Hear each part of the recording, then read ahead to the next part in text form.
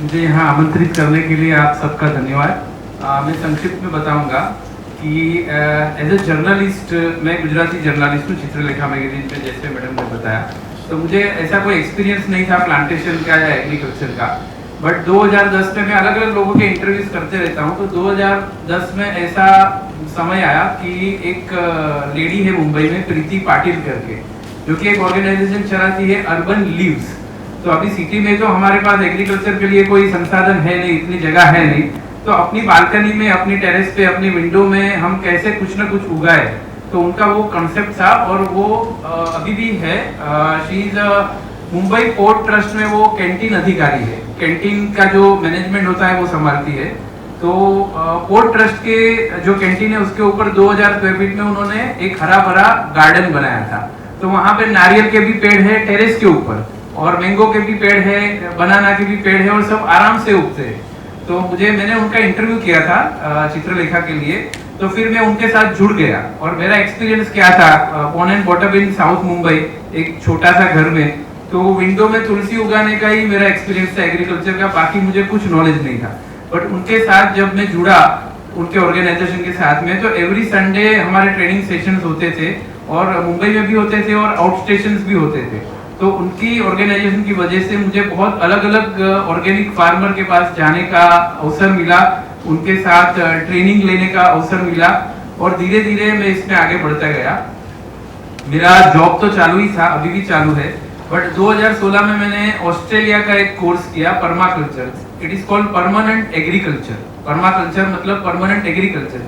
जैसे हम फैक्ट्री बनाना चाहते हैं या कोई बड़ा मकान बनाना चाहते हैं, तो पहले आर्किटेक्ट के पास जाते हैं, वो पूरा हमें डिजाइन करके देता है। बट एग्रीकल्चर में ऐसा कोई आर्किटेक्ट है नहीं, मतलब कोई डिजाइन नहीं है।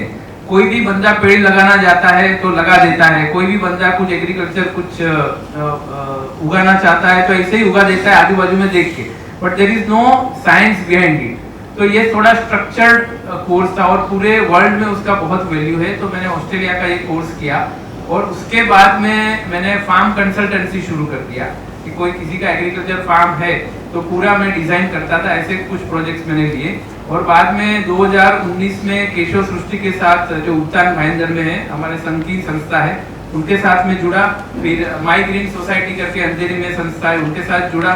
पंचतत्व फाउंडेशन, ये इम्पैक्ट फाउंडेशन, आरदीप जी यहीं पे बैठे हमारे साथी है, तो हम साथ में जुड़े, और हमने धीरे धीरे मियावाकी फॉरेस्ट के कॉन्सेप्ट मुंबई में शुरू किया। वैसे तो इंडिया में 2016 में कॉन्सेप्ट आया, but Keshav Srishti is one of the first organisation जिन्होंने मुंबई में ये सिटी फॉरेस्ट का कॉन्सेप्ट शुरू किया। तो मैं उनके साथ जुड़ा एज अ डिजाइनर। और इसमें क्या होता है कि सिटी में जगह कम है। अभी ये आसाम में इनको तो 1300 एकड़ जगह मिल गई, मुंबई में कौन देगा। हम तो लकी है कि नेशनल पार्क हमारे सिटी के बीचों बीच है, बट फिर भी देखें तो गर्मियों के टाइम हमारा कितना खराब हालत होता है यहाँ पे। तो पेड़ पौधे बहुत जरूरी है, बट हमारे पास जगह नहीं है। ऐसे देखा जाए तो बहुत जगह है, बट वो कहाँ ढूंढनी है। तो गवर्नमेंट एजेंसीज जैसे रहती है, मुंबई म्युनिसिपल कॉर्पोरेशन या महाराष्ट्र स्टेट गवर्नमेंट है, या कोई भी PSU है, तो उनके पास ऐसी सारी बहुत जगह है कि जिसमें कुछ उगता नहीं है, जो अतिक्रमण हो जाता है, झोपड़पट्टी बन जाती है, या कुछ नहीं तो कचरे का ढक बन जाता है। तो ऐसी जगह हमने सोर्स करना शुरू किया, और फिर CSR से फंड लाना शुरू किया। जो NGOs है वो CSR का फंड का अरेंजमेंट करते हैं, तो अलग अलग कंपनी हमारे साथ जुड़ती है, और हम फिर उसमें मियावाकी फॉरेस्ट लगाते हैं। तो एक मिनट में मैं बताऊंगा कि मियावाकी फॉरेस्ट आप ज्यादातर लोग जानते भी होंगे, फिर भी थोड़ा रिपीटेशन करता हूँ मैं। मियावाकी एक जापानीज टेक्निक है। तो अकीरा मियावाकी करके एक साइंटिस्ट हो गए, और जब पानी अंदर आता है समुद्र का, तो सबको ध्वस्त कर देता है, और जब वापस जाता है, रिसाइड होता है समुद्र में, तो पूरी जो चीजें हैं, वस्तुएं हैं, सब अंदर समुद्र में लेके चला जाता है। तो उन्होंने सोचा कि एक वॉल बना दूं तो मैं समुद्र के किनारे, तो पानी अटक जाएगा क्या, बट वो फिजिबल नहीं था। अगर सीमेंट का वॉल बनाया तो भी पानी तो तोड़ ही देगा उसको। तो उन्होंने सोचा जब पानी वापस जाता है तो नुकसान कम से कम हो, उसके लिए क्या होना चाहिए। तो उन्होंने बहुत ऑब्जर्व किया, तो समझ में आया कि जहां जहां नेचुरल फॉरेस्ट है वहां पे नुकसान कम हो रहा है पानी का। तो उन्होंने फिर किया कि अगर ये तो 30 इयर्स लगेंगे नेचुरल फॉरेस्ट ग्रो करने के लिए, उतना समय कहाँ है, उसमें बीच में सुनामी आ गई, तो तो उन्होंने एक प्रयोग किया कि पेड़ पौधों को नजदीक नजदीक लगाया। अभी 2 पीपल के पेड़ लगाना है तो कम से कम 20-25 फीट का आप अंतर रखेंगे उसके अंदर, बट मियावाकी में क्या करते हैं कि 2 पेड़ों के बीच का अंतर 1.5 से 2 फीट होता है। तो उसका लाभ क्या हुआ, जैसे हम लोकल ट्रेन में जाते हैं तो ऐसे खड़ा रहना पड़ता है और आराम से खड़े होके चर्चगेट से बोरीवली आ जाते हैं, तो वैसा ही कंसेप्ट है कि कम जगह है हमारे पास, समझो 2000 स्क्वायर फीट या 3000 स्क्वायर फीट है, 3000 स्क्वायर फीट अगर जगह है तो हम उसमें 1000 पौधे लगाते हैं और कम से कम 40 से 50 स्पीशीज जो लोकल होनी चाहिए, लोकल स्पीशीज, ये गुलमोहर वगैरह जो विदेशी स्पीशीज है वो नहीं लगाते, लोकल स्पीशीज लगाते।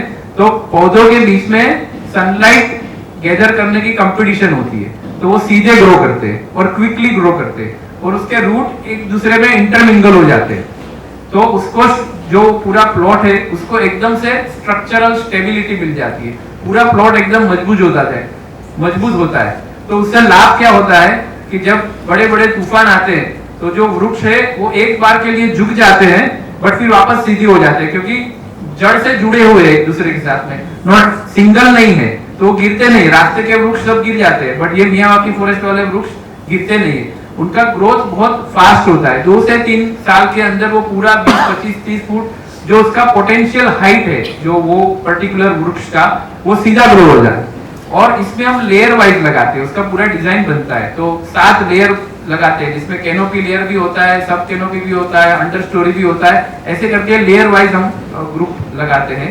तो इसका लाभ ये होता है कि हम जॉइंट फैमिली का बहुत अभी प्रशंसा करते हैं कि दादा भी होता है, दादी भी होता है, चाचा चाची ताऊ और कजिन ब्रदर्स भी होते हैं, तो बच्चा कहाँ बड़ा हो गया हमें पता ही नहीं चलता है। वैसे ही फॉरेस्ट में अलग अलग टाइप की वृक्ष होते हैं, तो जो नया वृक्ष आने वाला है वो कहाँ बड़ा हो गया उससे पता ही नहीं चलता है। और रूट इंटरमिंगल है, स्ट्रक्चरल स्टेबिलिटी है, और जब ये फास्ट ग्रो करता है 2 मॉनसून के बाद में वो पूरा पोटेंशियल उसका आ जाता है, पूरा हाइट वाइज वो हो जाता है और इससे टेम्परेचर कम होता है। अगर वहां पे आप मियावाकी फॉरेस्ट में चले जाएंगे दोपहर के टाइम में, दोपहर को 12 से 3 के बीच में, तो आपको कम से कम 2 से 3.5 डिग्री टेम्परेचर पहाड़ के मुकाबले अंदर कम मिलेगा।